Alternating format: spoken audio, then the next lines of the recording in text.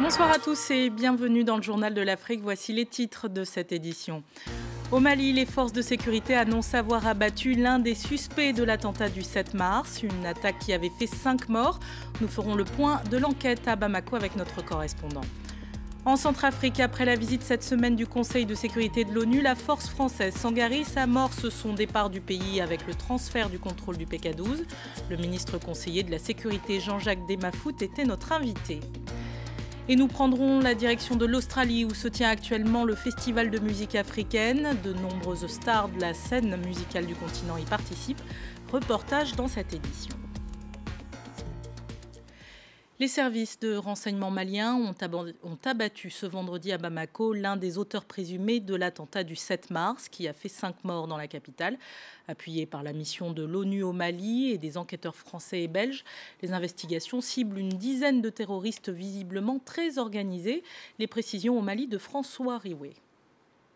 L'homme qui est décédé des suites de ses blessures après l'assaut des forces spéciales à Bamako cette nuit est l'un des auteurs présumés de l'attentat de la rue Princesse. Selon les papiers qu'il portait sur lui, il était originaire de Gao, dans le nord du pays. Il avait environ 21 ans. D'autres suspects seront prochainement appréhendés car les indices commencent à parler. C'est en tout cas ce que nous assure le porte-parole du gouvernement ce soir. On l'écoute. Beaucoup de munitions et des armes ont été trouvées sur les lieux où le terroriste a été appréhendé. Et les premières analyses indiquent très clairement que c'est des balles de même nature que ceux qui ont été utilisés le 6 mars à Terrasse pour tuer le Français que nous regrettons. Ce sont les mêmes types de balles aussi qui ont été retrouvées dans le lieu où les terroristes se cachaient il y a quelques semaines. Tous les services sont mobilisés pour retrouver notamment l'auteur même de la fusillade, toujours selon le gouvernement, et la cellule dont il fait partie. Aujourd'hui, le consulat de France a renouvelé son appel à la vigilance et à la prudence alors que l'enquête se poursuit. En Angola, de fortes pluies font au moins 62 morts, dont 35 enfants. C'était dans la ville de Lobito, à 500 km au sud de Luanda, la capitale. Ces intempéries engendrent des glissements de terrain, des coulées de boue et des inondations dans les quartiers les plus pauvres. Et puis en Tunisie, ce soir, la présidence dément l'arrestation de 2 personnalités publiques.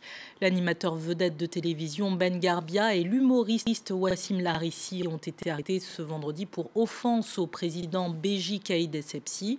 Ce sont les premières arrestations du genre depuis l'élection en 2014 de l'actuel chef de l'État. En RCA, les forces françaises de l'opération Sangaris ont transféré ce vendredi le contrôle de PK12, situé à la sortie nord de Bangui, aux forces de sécurité locales centrafricaines. Au plus fort de la crise, PK12 était l'une des zones de tension de la capitale. Cette passation amorce le retrait progressif de la force française dans le pays. Tout à l'heure, notre invité sur ce plateau était le ministre conseiller chargé de la sécurité, Jean-Jacques Desmafout. Je vous propose de l'écouter. Le PK12 est un point de contrôle de la gendarmerie centrafricaine qui a été reconstitué. Comme vous le savez, la sécurité est l'une des priorités fixées au gouvernement par la feuille de route qui a été adoptée lors de la première réunion du groupe international de contact dont la prochaine se tiendra à Brazzaville dans les prochains jours. Donc la priorité, Madame la Présidente, a demandé que nos forces de sécurité intérieure soient très vite reconstituées. Et c'est ce qui a été donc fait. Notre gendarmerie est reconstituée maintenant en partie. Donc elle est capable de reprendre ce poste du PK12.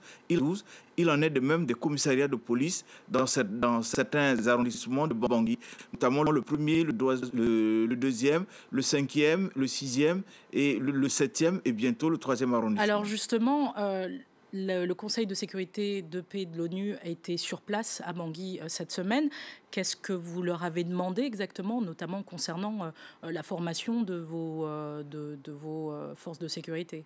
Ce que nous souhaitons, c'est un allègement de cette sanction qui puisse nous permettre d'avoir des contacts avec des pays amis pour nous permettre d'engager la formation des hommes, des officiers et de fournir des équipements possibles à nos forces de sécurité intérieure et à nos forces armées. Puisque, en lisant très bien les résolutions des Nations Unies, les sanctions nous interdisent l'importation des armes. Après les un mort, le chef de file de l'opposition tchadienne s'est exprimé ce vendredi. Il fustige le président Idriss Déby. Je vous propose tout de suite de l'écouter. Ces jours-ci, à N'Djamena, le gouvernement a affiché clairement son mépris pour la jeunesse tchadienne pour chasser et tuer pour une querelle portant sur le casque imposé aux usagers des deux roues. Nous notons, pour le déplorer et condamner, le mépris et l'arrogance affichés par le président Déby depuis qu'il envoie des troupes militaires se battre en dehors du Tchad.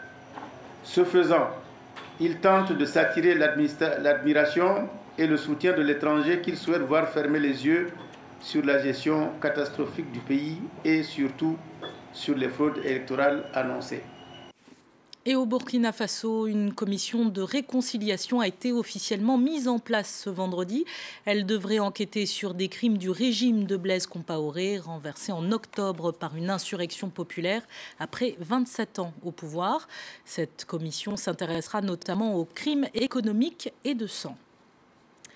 L'ambassadeur de Côte d'Ivoire aux Nations Unies démis de ses fonctions, Youssouf Bamba, avait déclaré que le Sahara occidental était l'unique territoire non encore autonome en Afrique.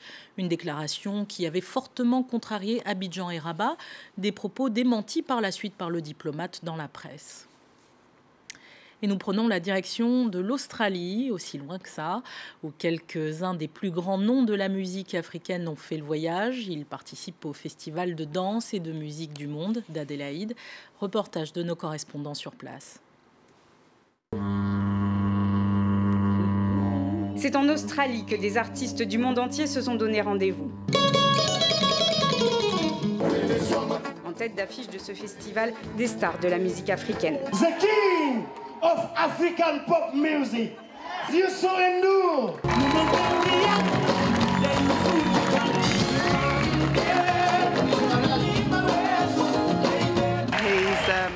Il a une voix absolument magnifique, je l'ai toujours adoré.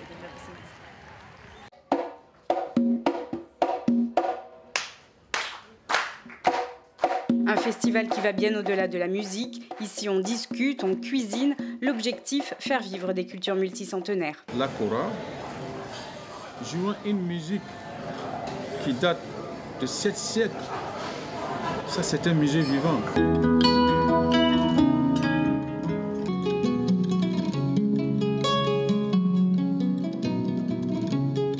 Imaginez la kora avec plein de grands, ou One Direction, ou beaucoup de grands musiciens comme ça. Imaginez la kora avec ça. Kora et voix et les autres instruments. C'est extraordinaire, c'est un mélange qui a un goût inexplicable.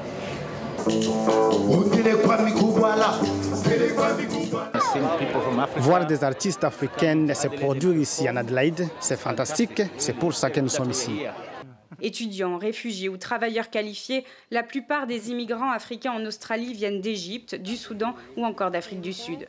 Le Sierra Leone Sidibé a lancé un magazine consacré aux questions africaines.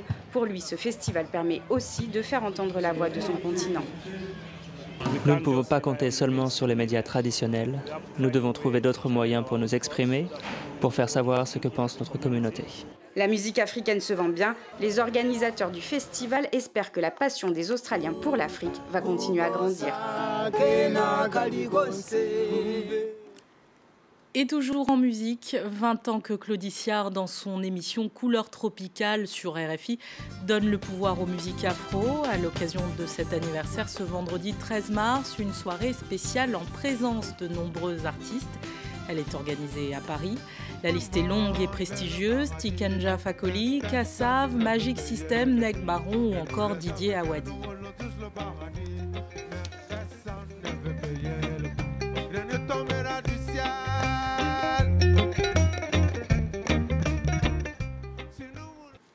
Et c'est la fin de cette édition. Merci de l'avoir suivi. Tout de suite, un nouveau journal sur